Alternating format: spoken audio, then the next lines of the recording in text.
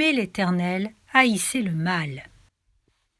La religion chrétienne est une chaîne d'or qui enlace le cœur de l'homme et le rend inaccessible à la haine.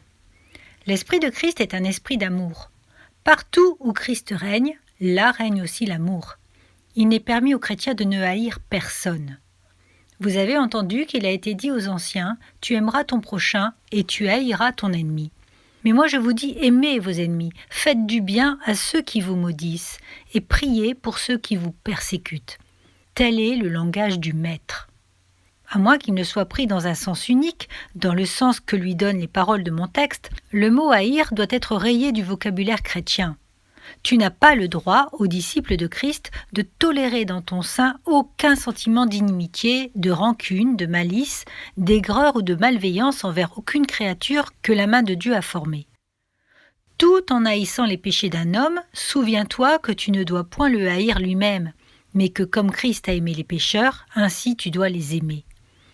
Tout en détestant les fausses doctrines, souviens-toi que tu dois aimer celui qui les professe. Bien plus, tu es tenu de haïr l'hérésie par amour pour l'âme de l'hérétique et avec l'ardent désir qu'il revienne de son égarement. Non, tu n'as pas le droit de haïr personne, pas même les êtres les plus dégradés et les plus avilis, pas même ceux qui irritent ton humeur, nuisent à ta fortune ou portent atteinte à ta réputation. Et pourtant la haine, on ne saurait le nier, est une puissance de l'âme humaine. Or, pour ma part, je crois fermement que toutes les puissances de nos âmes nous ont été données par le Créateur, afin que nous les exercions et qu'il n'en ait aucune dont nous ne puissions faire un légitime usage. Il est possible de se mettre en colère et cependant de ne point pécher. Il est possible également d'éprouver de la haine, non seulement sans offenser Dieu, mais en accomplissant un devoir positif. Oui, tu peux haïr aux chrétiens, à condition que ta haine se concentre sur un seul objet. Alors, bien loin d'être répréhensible, elle sera au contraire digne de louange. Vous qui aimez l'Éternel, haïssez le mal. Autant le vindicatif est son ennemi, autant tu peux haïr la corruption de ton cœur. Autant de cruels despotes en guerre l'un contre l'autre se haïssent mutuellement, autant tu peux abhorrer des ennemis spirituels.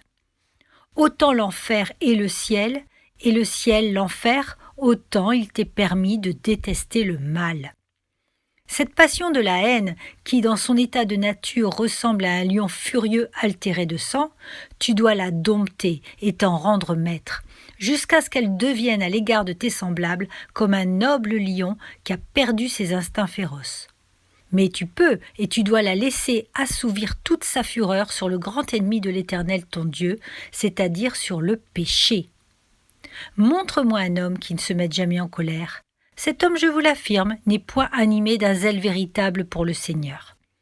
Il est bon que nous soyons parfois en colère contre le péché. Quand nous nous trouvons en présence du vice, nous devons être irrités contre lui, quoique pleins de charité envers ceux qui le commettent. L'iniquité, sous toutes ses formes, doit toujours nous être odieuse. David ne s'écrit-il point, après avoir énuméré les crimes qu'il voyait autour de lui, « Je les ai haïs d'une parfaite haine, je les tiens pour mes ennemis. » Nous devons aimer nos propres ennemis, mais haïr les ennemis de Dieu. Aimer l'âme pécheresse, mais haïr son péché. Autant qu'il est en la puissance de l'homme de haïr, aussi devons-nous haïr le mal, quel qu'il soit et sous quelques aspects qu'il se présente à nous. Ceci nous amène à observer le caractère absolu de mon texte. Il s'adresse à tous les enfants de Dieu et il embrasse non tel ou tel péché particulier, mais le mal dans son ensemble. On a dit, vous le savez, de certains prétendus dévots, qu'ils rachetaient leur propre faiblesse en condamnant sans miséricorde celle du prochain. Cela est vrai pour beaucoup de gens.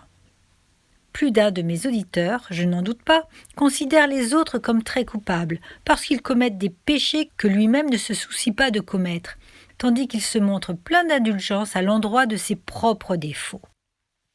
Ô chrétien, souviens-toi que nul mauvais penchant, nulle habitude coupable ne doit trouver grâce devant tes yeux. Ne tends jamais au mal une main bienveillante, ne le touche qu'avec un gantelet d'acier. Ne parle jamais de lui avec ménagement, mais hais-le partout et toujours. S'il vient à toi comme un petit renard, tiens-toi sur tes gardes. autrement il gâtera tes raisins. S'il fond sur toi comme un lion rugissant, cherchant à te dévorer, ou s'il avance traîtreusement comme l'ours, feignant de vouloir t'embrasser, frappe-le, car son attouchement est la mort, et son étreinte la destruction. Tu dois combattre indistinctement tout péché de langue, de main ou de cœur. Qu'il soit doré par l'intérêt et le gain, ou voilé sous un semblant de moralité, qu'il soit adulé par les grands ou encensé par la foule, le mal doit toujours être de ta part l'objet d'une haine implacable, d'une haine de tous les instants et de tous les lieux. Oui, guerre à outrance, guerre à mort contre le péché. À toutes tes légions, ô enfer, à tous tes rejetons, ô Satan. Nous devons jurer une inimitié éternelle. Pas une seule convoitise ne doit être épargnée, mais contre le mal tout entier, nous devons poursuivre une guerre sans relâche, une guerre d'extermination. Vous qui aimez l'Éternel, haïssez le mal. En essayant de traiter ce sujet, mes chers auditeurs, je me propose de diviser mes exhortations en 2 parties. Premièrement, je vous dirai, haïssez le mal en vous-même. Et en second lieu, haïssez le mal chez autrui. Et d'abord, occupons-nous de ce qui nous touche de plus près. Chrétien, ai-je dit, tu dois haïr le mal en toi-même. Et en vérité, tu as de bonnes raisons pour le haïr, des raisons bien autrement puissantes que celles dont jamais opprimé n'a pu se servir pour excuser sa haine contre son oppresseur.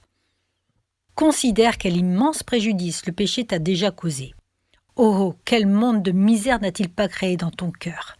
C'est le péché qui avait plâtré tes yeux, en sorte que tu ne pouvais voir la beauté de ton Sauveur. C'est lui qui avait bouché tes oreilles, en sorte que tu ne pouvais entendre les douces invitations de Jésus. C'est le péché qui a guidé tes pas dans le sentier du mal, et qui a rempli tes mains de souillures. C'est lui qui a empoisonné la source même de ta vie, qui a vicié ton cœur, et l'a rendu rusé et désespérément malin par-dessus toute chose. Ô croyant, songe à ce que tu étais, alors que le péché régnait sur toi et que la grâce de Dieu ne t'avait pas encore renouvelé. Tu étais un enfant de colère comme les autres. Tu courais avec la multitude pour mal faire. Ta bouche était un sépulcre ouvert, tu flattais de ta langue, et tout ce qu'on peut dire aujourd'hui de tes semblables qui vivent loin de Dieu s'appliquait autrefois à toi. Chrétiens, mes frères en la foi, j'en appelle à votre expérience. N'est-il pas vrai que vous ne différiez en rien du reste des hommes? Mais vous avez été lavés, mais vous avez été sanctifiés, mais vous avez été justifiés au nom du Seigneur Jésus et par l'Esprit de notre Dieu. Oh, que de sujets n'avez-vous pas de haïr le mal, pour peu que vous regardiez au rocher duquel vous avez été taillés et au creux de la carrière dont vous avez été tirés. Si grands étaient les ravages que le péché avait fait dans vos âmes, que ces âmes eussent été éternellement perdues, si un tout-puissant amour n'était intervenu pour les racheter. Enfants de Dieu, haïssez donc le mal, il a été votre meurtrier. Il a plongé le poignard dans votre cœur, il a mis du poison dans votre bouche, il a tout fait pour vous précipiter en enfer. Il vous a causé un tel dommage qu'une ruine éternelle en eût été l'inévitable conséquence sans la grâce du Seigneur Jésus. Voilà une première raison qui doit vous porter à haïr le mal. Vous devez encore le haïr, ô disciples de Christ, vu le rang élevé que vous occupez dans le monde.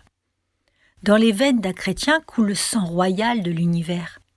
Que les fils de mendiants errent çà et là, déguenillés et les cheveux en désordre, à la bonne heure. Mais convient-il à des princes du sang de courir les rues comme de jeunes vagabonds? Ne serait-ce pas, je le demande, un spectacle de la plus haute inconvenance que de voir les enfants d'un monarque vêtus de haillons et se vautrant dans la boue? Et toi, chrétien, tu fais partie de l'aristocratie du ciel. Tu es un prince de sang royal, ami des anges, que dis-je, ami de Dieu lui-même. Par respect pour ta haute position, et donc le mal en horreur. Souviens-toi que noblesse oblige, tu es un Nazaréen consacré à Dieu, mis à part pour son service. Or, tu sais que la loi de Moïse défendait aux Nazaréens, sous peine d'être tenus pour souillés, non seulement de boire aucune liqueur faite avec du raisin, mais même de goûter à rien de tout ce que la vigne rapporte, depuis les pépins jusqu'à l'écorce. Ainsi dois-tu agir à l'égard du péché. Tu es le Nazaréen du Seigneur. C'est pourquoi balaie soigneusement le chemin de tes pieds. Évite jusqu'à l'apparence du mal. Détourne-toi de tout sentier oblique. Ce serait déroger à ta propre dignité que de marcher comme le commun des hommes. Tu n'es pas tel que les autres. Tu es de plus noble race. Ta généalogie remonte en ligne directe au Fils de Dieu, car celui-là même qui est le Prince de paix est ton Père de toute éternité. Je t'en conjure, ne déshonore donc pas le nom illustre que tu portes et conduis-toi d'une manière digne de ta royale filiation. Tu fais partie de la race élue, du peuple acquis, de la nation sainte. Comment pourrais-tu donc souiller tes vêtements dans la fange de ce monde? Vous qui aimez l'Éternel, haïssez le mal. Un autre motif qui doit porter le croyant à haïr le péché, c'est que le péché l'affaiblit. En voulez-vous des preuves? Quand vous avez commis quelque acte de désobéissance envers Dieu, allez dans votre cabinet et mettez-vous à genoux. Avant d'avoir péché, votre prière s'est levée, joyeuse et facile vers le Seigneur, et les bénédictions que vous lui demandiez descendaient sur vous, rapides comme l'éclair. Mais maintenant, vos genoux sont relâchés et vos mains sont languissantes. Votre cœur est impuissant à désirer et votre langue se refuse à exprimer les faibles désirs que vous essayez de former. Vous cherchez la face de Dieu, mais en vain. Vous gémissez, mais le ciel semble fermé à votre cri. Vous pleurez, mais vous sentez que vos larmes ne tombent point sur le sein de Dieu. Vous portez vos besoins devant le trône de la grâce, mais hélas, vous les remportez avec vous. Au lieu d'être pour vous le plus excellent, le plus doux des privilèges, la prière devient un pénible devoir. Tel est le résultat du péché. De deux choses l'une, ou le péché vous fera abandonner la prière, ou la prière vous fera abandonner le péché. Jamais, non jamais, ô croyant, tu ne pourras être à la fois vaillant dans la prière et vaillant dans le péché. Aussi longtemps que tu caresseras un mauvais penchant, un interdit, une convoitise quelconque, la puissance de ta prière te sera ôtée. Et quand tu chercheras à t'approcher de Dieu, tes lèvres seront fermées. Il en est de même pour l'activité extérieure. Après que tu as volontairement offensé ton Père céleste, va au milieu du monde et essaie de faire du bien. Tu n'en feras aucun, absolument aucun, te dis-je. Tu as perdu tout pouvoir d'aider les autres à se purifier, étant toi-même impur. Et quoi? Je pourrais avec des doigts souillés laver le visage de mon prochain? J'irai labourer le champ d'autrui tandis que le mien est en jachère et que les chardons et les ronces le couvrent? Non, c'est impossible. La première condition pour faire du bien aux autres, c'est de ne pas souffrir de mal en soi. Un pasteur peu diligent à travailler à sa propre sanctification sera toujours un pasteur peu béni dans son ministère. Et un chrétien infidèle sera toujours un chrétien stérile.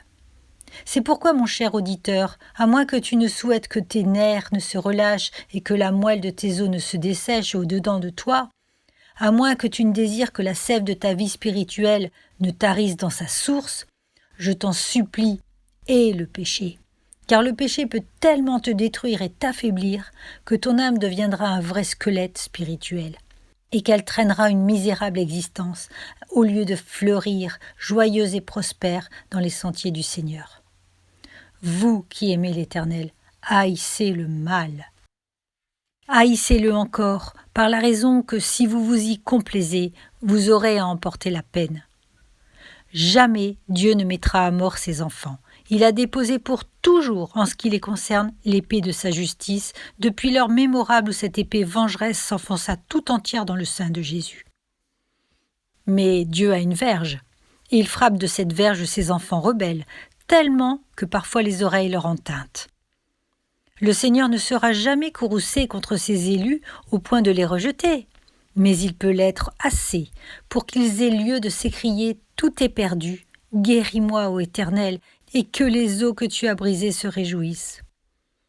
Ah, vous connaissez sûrement la verge du Seigneur, chrétien déchu, chrétien si infidèle qui m'écoutez. Car lorsque les brebis de Christ s'enfuient loin du berger, le berger ne les laisse point périr. mais il permet à l'épreuve et à la douleur de fondre sur elle, afin que, meurtrie et haletante, elle retourne se réfugier dans son sein. Un véritable croyant, je le répète, ne sera jamais détruit, mais il peut tomber si bas qu'il se croira lui-même aux portes de l'enfer. La vie divine ne s'éteindra jamais complètement dans son âme, mais il peut se sentir tellement brisé et défaillant qu'il saura à peine s'il respire encore. Ô chrétien, je te le dis, à moins que tu ne recherches l'affliction et le mal. Si tu veux semer de ronces ton sentier et garnir d'épines ton lit de mort, alors vis dans le péché. Mais si au contraire, tu désires que ton âme habite dès ici-bas les lieux célestes et que ton cœur retentisse par avance des mélodies éternelles du paradis, alors marche jusqu'à la fin dans les voies de la sainteté. Oui, chrétiens, mes frères, dans votre propre intérêt, haïssez le mal. Mais jusqu'à présent, je ne vous ai présenté pour ainsi dire que des considérations égoïstes. Je vous ai exhorté à haïr le péché en vous signalant quelques-unes des funestes conséquences pour vous si vous ne les haïssiez. Maintenant j'arrive à un argument d'un ordre plus élevé. Chrétiens, vous dirais-je, haïssez le mal. Haïssez-le en vous-même, parce qu'il fait du mal aux autres. Et d'abord il en fait aux enfants de Dieu. Les infidélités d'un seul croyant nuisent à tout le corps de Christ. Les douleurs les plus cruelles qui aient assailli l'Église de Dieu lui sont venues de ses propres enfants. Je la vois, l'épouse de l'agneau, je la vois qui s'avance, couverte de boue et de vêtements déchirés. Ses mains sont ensanglantées, ses épaules couvertes de cicatrices. Ô Église du Dieu vivant, toi la plus belle des femmes, comment es-tu réduite à un si triste état? D'où te viennent ces blessures? Qui t'a fait subir ces indignes traitements? Est-ce l'incrédule qui t'a craché au visage? Est-ce l'arien qui a lacéré ta robe?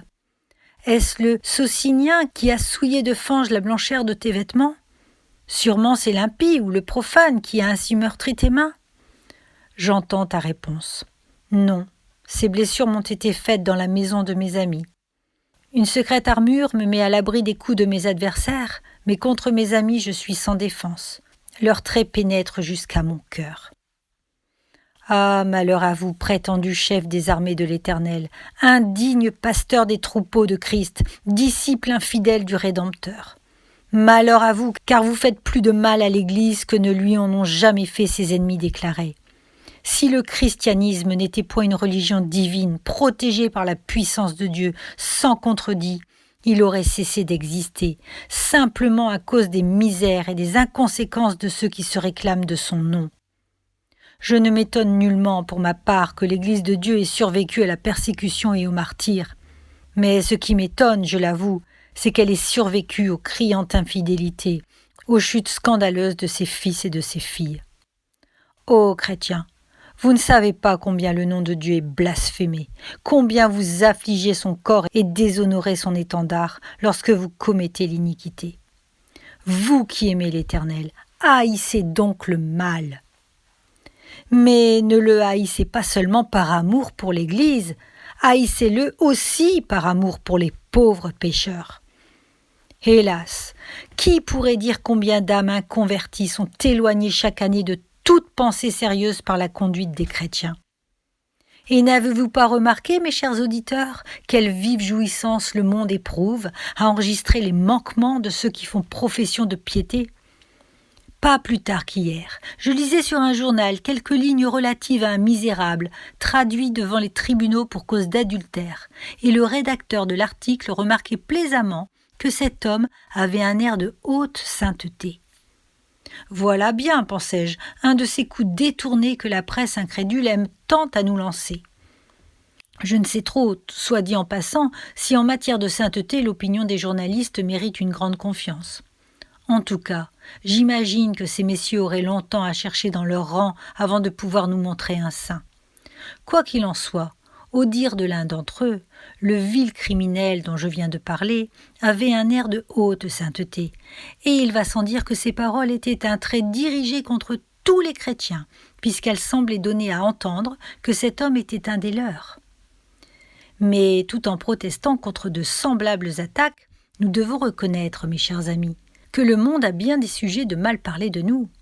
Que de chrétiens de profession ne voit-on pas, en effet, tous les jours, déshonorer le christianisme de la manière la plus grave? Il s'accomplit des choses au nom de Jésus-Christ qu'il serait honteux de faire. Je ne crains pas de le dire au nom de Belzébul. Il y a des actes si abominables commis par des gens qui se disent membres de l'Église de Dieu, qu'en vérité je me demande si les démons eux-mêmes n'en rougiraient point. Oui, les gens du dehors ont eu de graves motifs pour attaquer l'Église. Enfants de Dieu, soyez donc sur vos gardes. Le monde a un œil de lynx. Quoi que vous passiez, il apercevra vos chutes. Bien plus, il les grossira. Et s'il ne peut vous surprendre en faute, il aura recours à la calomnie.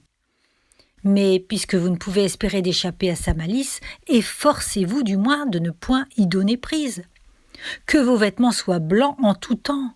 Marchez dans la crainte de l'Éternel, et que la prière du psalmiste devienne votre prière de chaque jour. Soutiens-moi, et je serai en sûreté. Enfin, j'ai à vous présenter un dernier argument, qui ne peut manquer, ce me semble, de toucher vos cœurs et de vous inspirer une haine profonde à l'égard du péché. Vous avez un ami, le meilleur ami que vous n'ayez jamais eu. Je le connais, je l'ai aimé, et il m'a aimé. Un jour que j'errais seule et pensive dans la campagne, je me trouvai tout à coup dans un endroit qui restera pour toujours gravé dans mon souvenir. Car là, je vis cet ami, mon meilleur, mon unique ami, étendu mort à mes pieds. Le cœur plein d'un douloureux effroi, je me baissai et le regardai. Il avait été lâchement assassiné. Je vis que ses mains et ses pieds avaient été percés de clous. Sur son visage glacé par la mort était empreinte une angoisse si terrible que je pouvais à peine en supporter la vue. Son corps était amaigri par le jeûne, son dos était sillonné de plaies sanglantes. Une ligne de blessures saignait son front. Évidemment, de cruelles épines l'avaient meurtri. Je frémis d'indignation, car je savais tout ce que valait cet ami. Jamais il ne s'était trouvé aucun mal en lui. Il était pur parmi les purs, saint parmi les saints. Qui donc avait osé lever la main sur lui? Il n'avait jamais nui à personne. Pendant toute sa vie, il était allé de lieu en faisant le bien. Il avait guéri les malades, rassasié les affamés, ressuscité les morts. Pour laquelle de ses œuvres lui avait-on ôté la vie? Son existence tout entière n'avait été qu'amour. Et tout en considérant ce pâle et morne visage, si plein à la fois de poignante douleur et d'ineffable amour, je me demandais avec étonnement quels pouvaient être les misérables, assez vils pour avoir osé le frapper. « Où demeurent ces traîtres » m'écriai-je. « Qui me dira où je pourrais les trouver? Où se cachent-ils les infâmes qui ont percé les mains d'un être tel que celui-là? Eussent-ils mis à mort un tyran, on aurait pu leur pardonner. Eussent-ils tué un de ces êtres dégradés qui se plongent dans le vice et l'infamie, on aurait pu avoir quelque indulgence pour leur forfait. Eussent-ils choisi pour leur victime un meurtrier, un rebelle, un conspirateur, on aurait pu dire « enterrer son corps, justice a été faite ». Mais lorsque tu fus mis à mort, toi, mon plus cher, mon unique ami, oh, quel attentat, quel crime sans pareil! Où sont-ils les monstres qui ont fait couler ton sang? Que ne puis-je m'emparer d'eux et leur faire expier leur forfait? Oh, quelle jalousie, quelle indignation, quelle colère je ressentais! Mais voici, comme je me penchais de nouveau sur ce corps inanimé, un bruit de pas frappe mon oreille. Étonné, je me relève, j'écoute. Le même bruit se fait entendre, plus de doute. Le meurtrier est prêt. J'avançai en tâtonnant, car il faisait sombre, espérant à tout moment mettre la main sur le traître. Mais, chose étrange, quoique je distinguasse toujours le son des pas, de quelque côté que j'entendisse la main, je ne rencontrai que le vide. Alors la vérité se fit jour dans mon âme. Mes yeux s'ouvrirent, et plaçant ma main sur ma propre poitrine, « Ah, je te tiens enfin !» m'écriai-je avec amertume, car je venais de découvrir, hélas, que le meurtrier était dans mon cœur, qu'il habitait les replis les plus secrets de mon être. Oh alors, comme je pleurais, comme je me frappais la poitrine en contemplant les restes sanglants de mon maître et en songeant que son bourreau, c'était moi, c'était mon péché. Quelle profonde componction n'éprouverais-je pas lorsque, agenouillé près de son corps, je chantais cet hymne plaintif. Ô Jésus, mon ami fidèle, c'est moi qui te brisai le cœur, c'est moi qui d'une main cruelle perçai la main de mon Sauveur. Vengeance, vengeance, ô vous tous qui craignez l'Éternel et qui aimez son nom, vengez-vous du péché et haïssez le mal. Et maintenant, mes chers auditeurs, je désire vous donner quelques avis relativement à cette lutte constante que le chrétien est appelé à soutenir contre le mal. Il s'agit, vous le savez, de faire mourir en nous le vieil homme et ses convoitises. Mais quels moyens employer pour atteindre ce but ? Voici le glaive de la loi. Aurons-nous recours à lui ? Hélas, les coups de Moïse seront toujours impuissants pour mettre à mort le péché. La loi et les terreurs, bien loin d'amollir l'âme, ne font en général que l'endurcir. J'ai souvent essayé pour ma part de triompher du péché en pensant au châtiment qui en est la suite. Mais je déclare que cette considération n'a pu que très rarement m'arrêter dans la voie du mal. Je suis persuadé que les menaces de la loi, toutes formidables qu'elles soient, ne possèdent que fort peu de puissance pour dompter le cœur et le faire renoncer à ses convoitises.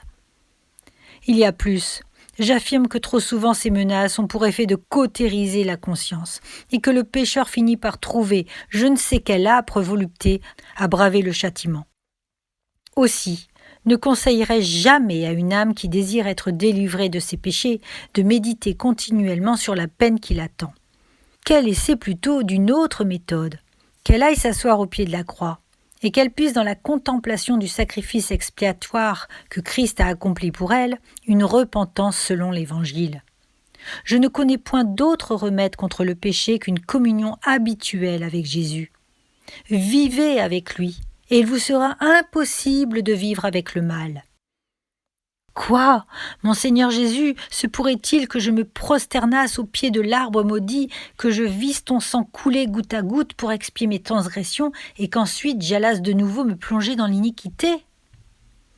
Hélas, oui, cela se pourrait, car il n'est aucune énormité dont une créature aussi vile que moi ne soit capable. Toutefois, s'il est un moyen par lequel je puisse arriver à surmonter les tentations, s'il est une entrave que je puisse opposer efficacement dans mon âme au courant fatal du péché, c'est de me nourrir constamment de cette pensée « Jésus a vécu et il est mort pour moi ». Un second avis que je vous donnerai est celui-ci. Si vous voulez combattre victorieusement le péché, ne craignez point que le grand jour règne dans votre cœur. Quand la ménagère nettoie sa maison, si les rideaux sont baissés, elle croit que tout est propre autour d'elle. Mais si elle entr'ouvre la fenêtre et qu'un rayon de soleil se glisse dans la chambre, aussitôt elle voit 10 000 grains de poussière tourbillonner çà et là. « Ah !» pense alors la maîtresse du logis, « ma chambre n'est point aussi propre que je l'imaginais. Voici de la poussière que je n'avais pas vue. » Et elle se met au travail avec une nouvelle ardeur. Faites de même, mes bien-aimés.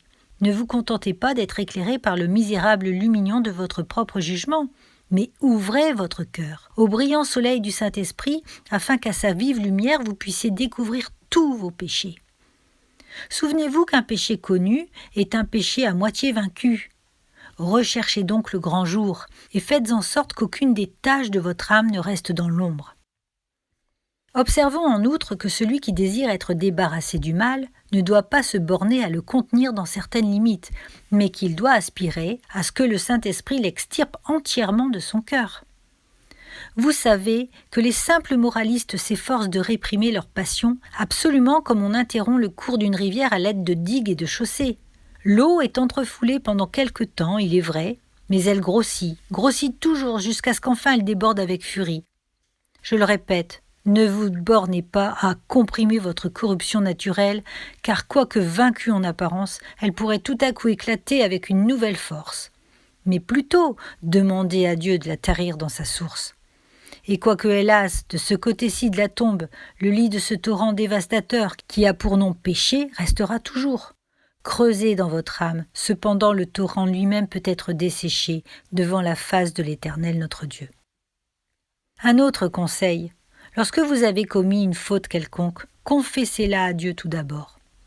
Puis que cette faute vous porte à vous examiner vous-même et à rechercher tous vos autres manquements.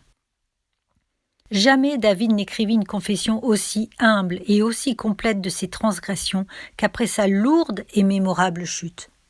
Ce fut pour lui une occasion de sonder son cœur, et ayant reconnu à quel point ce cœur était vil, corrompu, misérable, il exhala des sentiments d'humiliation en faisant d'un aveu général de ses iniquités. Quand tu découvres un péché en toi, mon cher auditeur, sois sûr que d'autres ne sont pas loin, car Satan n'envoie jamais ses émissaires que par bande. Quand donc tu t'approcheras de Dieu pour lui confesser un péché spécial, n'oublie point de dérouler en même temps devant lui toutes les misères de ton âme.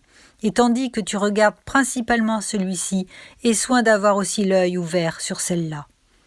Ne te contente pas de terrasser une convoitise ou une tentation, mais efforce-toi de blesser mortellement tous tes péchés et de les mettre en déroute. C'est ici le lieu d'observer qu'il est certains péchés par lesquels le chrétien se laissera sûrement séduire, à moins qu'il n'ait le soin de les dépouiller de leur déguisement.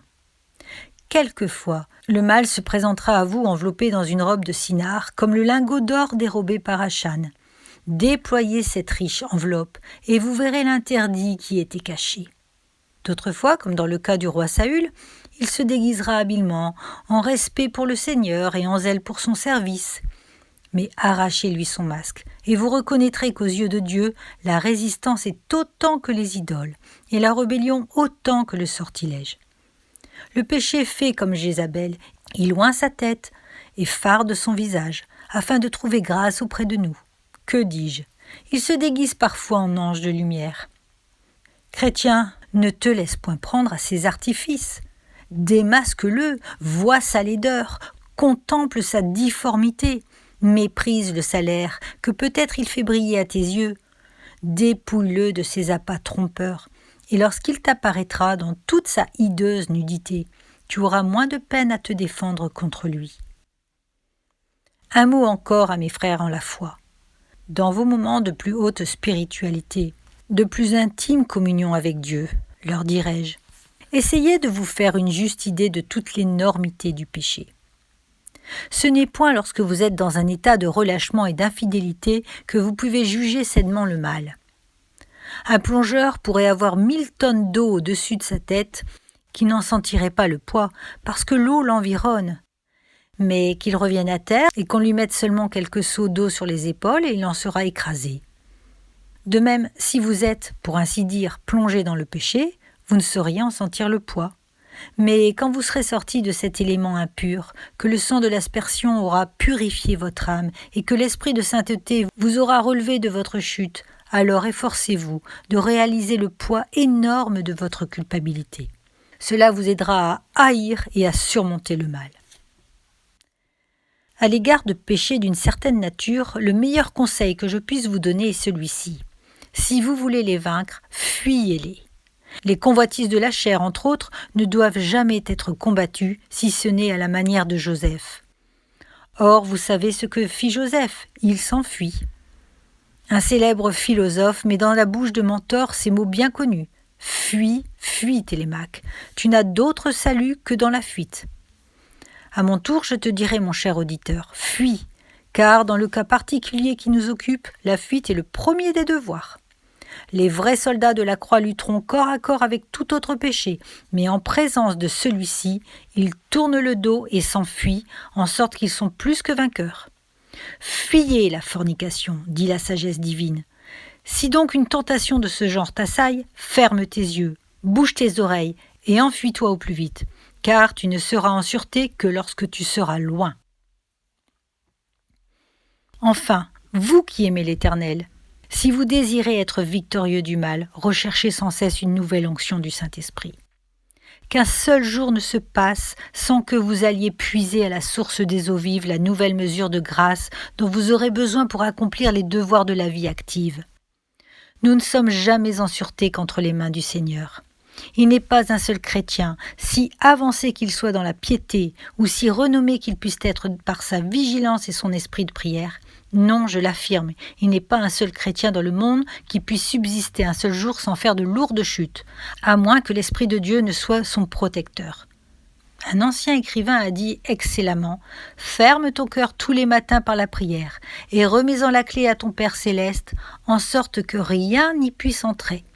Puis le soir venu, ouvre-le, et il s'en exhalera un doux parfum d'amour, de joie et de sainteté. » Croyant, retiens bien ceci. Ce n'est que par l'Esprit de Dieu que tu peux triompher du péché. Une dernière remarque. Évitez les prédicateurs qui s'efforceraient en quelque manière d'excuser ou de pallier le mal. Évitez soigneusement aussi toute conversation et toute lecture qui tiendrait à vous présenter les péchés des enfants de Dieu comme étant de peu d'importance. Je connais de soi-disant chrétiens qui parlent de leur chute, de leur infidélité, de leur transgression comme s'ils en étaient fiers et qui semblent en vérité les considérer comme leurs expériences les plus bénies.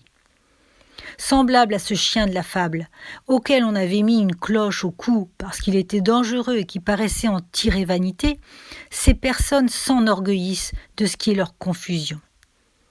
Les orties sont de trop partout, mais nulle part elles ne sont plus mal placées qu'au milieu d'un parterre. De même, le péché est odieux partout, mais nulle part autant que chez le chrétien. Si en rentrant aujourd'hui dans vos demeures, vous voyez un enfant qui s'amusa à casser les vitres à coups de pierre, assurément, vous lui adresseriez des remontrances. Mais si le jeune coupable était votre propre fils, n'était-il pas vrai que vous le châtierez sévèrement, justement parce qu'il est votre fils ? Ainsi agit le Seigneur à l'égard de son peuple. Quand les mondains font le mal, il les reprend, mais quand ses enfants pêchent, il les frappe. Il ne fermera jamais les yeux sur les fautes de sa grande famille. Il ne les laissera point impunis. Ô vous qui craignez l'Éternel, gardez-vous de tolérer le péché en vous-même, car Dieu, lui, ne le tolérera point. Haïssez le mal, car il le hait, lui, d'une parfaite haine. J'arrive à la seconde partie de mon sujet. Si le chrétien doit haïr le péché en lui-même, il doit aussi, avons-nous dit, le haïr chez les autres. Notez bien que je ne vous dis pas de haïr les autres, mais de haïr leur péché, ce qui est tout différent. Comme je me suis longuement étendue sur le premier point, je dois me borner à vous présenter sur celui-ci 2 ou 3 réflexions pratiques. Et d'abord, si vous haïssez le mal chez autrui, vous ne devez jamais le traiter légèrement, encore moins avoir l'air de l'approuver. Souvent, un chrétien fait plus de mal qu'il ne pense par un simple sourire. Un jeune homme a peut-être raconté devant vous quelques incidents plus ou moins scandaleux de sa vie. Vous étiez en chemin de fer ou dans un lieu public, par conséquent vous ne pouviez éviter de l'entendre. Il a été fort spirituel et vous avez souri à ses traits d'esprit. Ce jeune homme vous connaît, il sait que vous faites profession de piété. Aussi pense-t-il avoir obtenu un beau triomphe. N'a-t-il pas réussi à faire rire un chrétien en lui parlant du péché ? Ou bien vous avez entendu des incrédules tenir des propos malséants, libres, profanes. Dans le secret de votre cœur, vous en avez été révolté. Ces discours ont blessé vos oreilles, mais vous êtes resté tranquillement à votre place, et les personnes présentes se sont dit entre elles « Ah, voilà bien ces prétendus dévots. Avez-vous vu comme il écoutait ? Il ne perdait pas un mot de la conversation. Évidemment, il y prenait plaisir. » Et sur le champ, on place ces entretiens malhonnêtes sous le sceau de votre approbation. Ô mes frères bien-aimés, je vous en supplie, veillez sur vous-même à cet égard.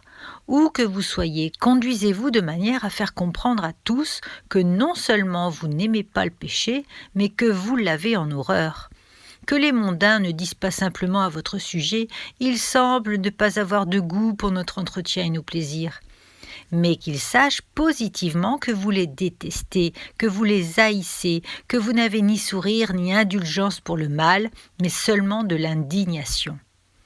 Au siècle dernier, il était de bon ton de se livrer à certains vices qu'aujourd'hui nous regardons avec dégoût.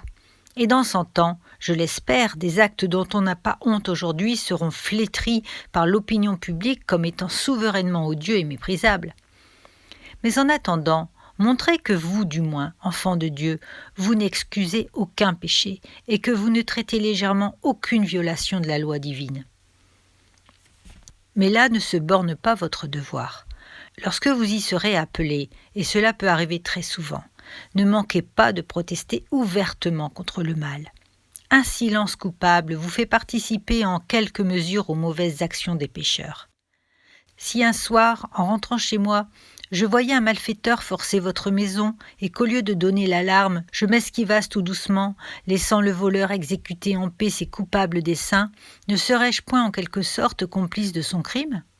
De même, si vous trouvant dans une société où il se tient de mauvais discours et où l'on blasphème le nom de Christ, vous ne dites pas un mot en faveur de votre maître, je vous le demande, ne commettez-vous pas un péché des plus graves et par votre silence ne devenez-vous pas en réalité complice des blasphémateurs ? Croyant qu'une telle lâcheté ne soit point la vôtre, parlez hardiment pour votre Seigneur et Maître. Peut-être le monde vous traitera-t-il de puritain ? Mais qu'importe, je vous prie, c'est un grand et beau nom que celui-là, honneur à ceux qui le méritent. Peut-être dira-t-on que votre piété est trop rigide, et qu'importe encore. Il est fort heureux en vérité qu'il y ait des chrétiens trop rigides, quand il y en a tant de trop relâchés. Il se peut aussi que les mondains ne vous reçoivent plus dans leur société, mais tout bien compté, au lieu d'être une perte, ne serait-ce pas un grand gain pour vous ?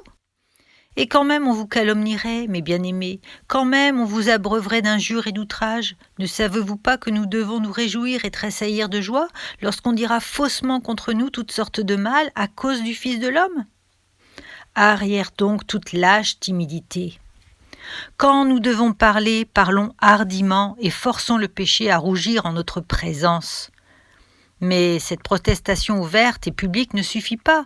Nous devons aussi, quand l'occasion s'en présente, avertir en particulier le pécheur. On m'a raconté dernièrement un fait bien digne de l'imitation de tous les chrétiens. Un homme pieux qui se trouvait dans un établissement public entendit un étranger prendre le nom de Dieu en vain. Aussitôt, il va l'accoster et lui demande poliment s'il pourrait lui dire quelques mots en particulier. « Certainement, répond l'étranger, passons dans cette salle. » Dès qu'ils furent seuls, l'homme pieux dit à l'autre « J'ai remarqué avec peine, cher monsieur, que vous prenez le saint nom de Dieu en vain. Je suis assuré à l'avance que vous excuserez vos remarques sur ce sujet. Je n'ai pas voulu les faire en présence de témoins, mais je tiens à vous dire que c'est un grand péché de prononcer ainsi le nom du Seigneur à la légère, et que certainement il ne peut vous en arriver que du mal. Ne pourriez-vous pas dorénavant renoncer à cette coupable habitude ?» L'avertissement fut reçu avec reconnaissance. L'étranger remercia son interlocuteur, parla de sa première éducation qui avait été fort défectueuse et exprima l'espoir que cette leçon lui serait utile. « Ne pensez-vous pas, mes frères, que si nous agissions tous comme le digne chrétien dont je viens de parler, nous pourrions faire beaucoup de bien ? Et ne croyez-vous pas qu'en négligeant le devoir de la répréhension individuelle, nous laissons échapper de précieuses occasions de témoigner notre haine contre le péché ? Ah, si nous étions plus fidèles, Satan trouverait en nous de plus rudes adversaires, et partout où nous le découvririons, nous serions trop heureux de l'assaillir de nos traits. Mais avant tout, mes chers amis, n'oubliez pas, comme je vous l'ai déjà dit dans une autre partie de ce discours, que si vous haïssez le mal chez les autres, vous devez prendre part de ne point le chérir en vous-même. Car à quoi bon, je le demande, signaler au prochain la paille qui est dans son œil, tandis qu'on a soi-même une poutre dans le sien ? Vous connaissez le vieux proverbe « Médecin, guéris-toi toi-même ». Commencez tout d'abord par vous guérir de vos propres infirmités, après quoi vous pourrez chercher, tant qu'il vous plaira, à guérir les infirmités d'autrui. Reprenez votre prochain, rien de mieux, mais efforcez-vous auparavant de régler votre conduite d'après la loi de l'Évangile. Et maintenant, mes frères bien-aimés, vous tous qui aimez le Sauveur, laissez-moi vous exhorter en terminant à former contre le mal une sainte alliance et à travailler d'un commun accord au renversement de son empire. Pour cela, joignez-vous de cœur et de main à tout homme, sous quelque dénomination qu'il se range, qui hait et combat le péché. Encouragez toute société qui, d'une manière ou d'une autre, s'efforce de faire le bien. Que ce programme soit le vôtre, ne rien élever que Christ, ne rien abaisser que le mal. Aidez tous ceux qui cherchent à étendre le royaume du Rédempteur. Que le meilleur moyen de renverser le mal est de le remplacer par le bien. Si donc vous haïssez réellement le mal, prouvez-le par votre activité à faire le bien. Aidez le ministre de l'Évangile. Priez pour lui, soutenez ses mains défaillantes, cherchez à le fortifier. Quant à vous-même, devenez évangéliste, distributeur de traités ou moniteur dans une école de dimanche. Répandez largement la parole de Dieu auprès comme au loin. Envoyez des missionnaires chez les païens. Envoyez-en aussi dans les faubourgs et les ruelles de nos cités. Allez au milieu des haillons et de la misère de nos grandes villes et cherchez à relever quelques pauvres âmes, précieux joyaux du Seigneur, cachés peut-être dans la fange de la corruption et du vice. C'est ainsi que par votre moyen, Christ triomphera, tandis que Satan sera confus. Et comment ce glorieux, ce magnifique résultat serait-il définitivement obtenu si ce n'est par les efforts combinés de toute l'Église du Seigneur Jésus? Aujourd'hui, grâce à Dieu, nous ne manquons pas d'hommes en état de combattre pour le nom de Christ, si seulement ils voulaient combattre. Nos églises augmentent dans une proportion considérable. Il y a en ce moment un nombre immense de chrétiens répandus sur tout le globe. Mais pour ma part, je crois en vérité que les 120 disciples réunis dans la chambre haute de Jérusalem le jour de la première Pentecôte valaient plus à eux seuls que la totalité des chrétiens de nos jours. Oui, je dis ceci très sérieusement. Je crois que dans ces 120 personnes, il y avait plus de sang divin et d'ardeur chrétienne qu'il n'y en a chez 120 millions de pauvres créatures lâches et dégénérées telles que nous. Ah, qui nous rendra les jours bénis de la primitive Église? Alors chaque chrétien était un missionnaire. Les femmes ne prêchaient pas, il est vrai, mais elles faisaient mieux, elles vivaient l'Évangile. Les hommes, eux, l'annonçaient continuellement. Ils ne se déchargeaient pas, comme vous, de ce soin sur leur conducteur spirituel et ne se bornaient pas à servir Dieu par procuration. Ils n'établissaient pas les diacres afin de leur laisser faire toute l'œuvre de Dieu pendant qu'eux-mêmes se croisaient les bras. Ils ne choisissaient point dans leur nombre, comme cela se pratique aujourd'hui, un ou deux combattants qu'ils plaçaient au plus fort de la mêlée, laissant les autres se reposer pendant la lutte et puis se partager les dépouilles. Oh non! Tous les soldats de Christ marchaient au combat. Chacun faisait son devoir, et grande était la victoire. À l'œuvre donc, chrétiens, mes frères bien-aimés, à l'œuvre en tout temps, à l'œuvre jusqu'au dernier. Ô Esprit du Dieu vivant, viens embrasser les cœurs, en sorte que tous les soldats de la croix, pleins d'un saint zèle pour ton service, s'élancent à la victoire. Quand les enfants de Sion sentiront la responsabilité qui pèse sur chacun d'eux, alors viendra pour elles le jour du triomphe. Alors les murs de Jéricho s'écrouleront, et à tout soldat du Dieu vivant sera donnée la couronne des vainqueurs. Ô vous qui aimez l'Éternel, haïssez le mal dès maintenant et à jamais.